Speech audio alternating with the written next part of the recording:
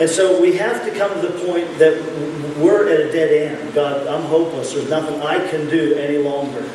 And when we're at that point, that's a good place to be, actually, because that means that we can start thinking about God stepping in and doing something that only the God who can raise the dead can do. And God wants us to learn. He wants it to be not just something we know in our heads. We all would know God can raise the dead, and if He can do that, then He can do anything. But God wants us to learn that in a deep experiential way so that it's a part of our basic core response to difficult situations. Because as we do press ahead with the fulfillment of the dream, we're going to encounter more and more hardship and difficulty. And it's going to take faith in a God who can do the impossible in order for us to see the dream actually fulfilled. So Abraham's situation, he's 99 years old. And he looks at himself and he says, baby, no way, not going to happen. He looks at his wife and he says, double no way. Just two of us, this is not going to work. And yet, what happens? In fact, Romans tells us he believed faith against faith, meaning, in other words, he believed even when it was ridiculous to believe. And they had a baby at that age. So God does step in and He does work. The disciples, they had planned to follow Jesus all the way to Him being the enthroned king of the new kingdom. And yet Jesus died on a cross on that horrible day. And for those 3 days, they were hopeless. And they were hiding out because all of their dreams were completely dashed to the ground. And yet Jesus rose from the dead. And the dream was fulfilled. You see, we have to understand these steps and these processes in our lives. And even when we understand them, it's still hard. It's still hard to go through them. It's still hard not to just almost crash emotionally at times. But if we understand them, at least we have a template to look at our lives and to call out to God. And sometimes that's all we can do.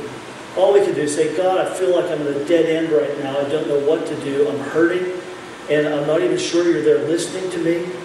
But I have learned that you are the God who raises the dead. And so, oh God, come now and help. You see, it's understanding this that leads us to utter desperate prayers like that. If we don't understand God's work, then we won't even be aware that He is there wanting to work more and to continue on His work in our lives. And so the last step, step 6, when we are at this point of desperation where we feel hopeless and there's no way out, then the next step is deliverance. Because God shows up at just the right time. God shows up at just the right time. Not to fulfill all of my desires and fantasies and whims, but to fulfill His dream for my life. To fulfill His purpose in me, to work in me, and then to fulfill His purpose through me in advancing His kingdom in this world. 1 Corinthians 1 said this, He has delivered us and will deliver us again. That's a good verse to hold on to. You see, that's what this is all about. It's, okay, God, you delivered me before, and I'm facing something else that's just as hard or harder. I think you can do it again. I think you can do it again. So that we start to build that trust in God. Psalm 27 says this, I am expecting the Lord to rescue me again, so that once again I will see His goodness to me. See, the expectation that God will move is faith. The confidence that God is there and that we can trust Him, even though I'm in this waiting period or this trouble period or this dead-end period, and I don't know how long it's going to last, but the confidence that God can step in and that He will step in is the kind of trust and faith that God wants to have grow in each of our hearts and in each of our lives. The expectation that God's going to move. In Moses' case, they're backed up against the Red Sea, hopeless. God splits the Red Sea and they travel across into safety. In Abraham's case, he and Sarah miraculously conceive a child. I mean, they had a baby. And in Joseph's case, all of a sudden, out of nowhere, he's lifted out of prison, and becomes second in command over all of Egypt, second only to Pharaoh himself. Jesus, of course, we know was resurrected. And that's what God specializes in.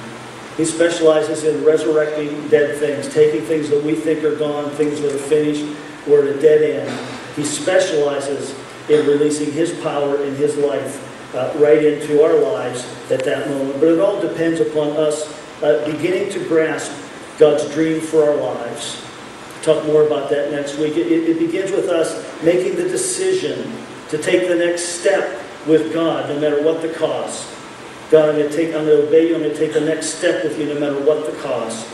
It all relies on us understanding that delays are part of this, and we don't give up during the delay period, where the difficulties come in, and we don't give up during the difficulties, or that we will hit dead ends, and that we won't become hopeless and totally despairing when we hit those.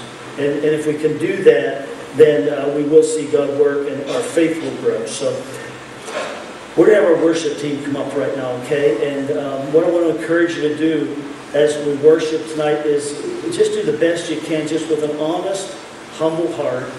Do the best you can to turn your mind away from the problems you have, and to turn your heart away from all of the issues that we bring here.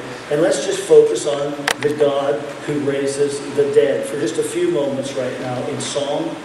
Take the words of these songs, and when you're singing them, don't just sing them like you're at a baseball game singing the national anthem, or at a party singing songs. Sing these songs to God, because most of them are directed towards God. And as I, in my heart, embrace the words and the message, and I sing it to God, something really powerful happens. So I'm going to let the worship team take over here.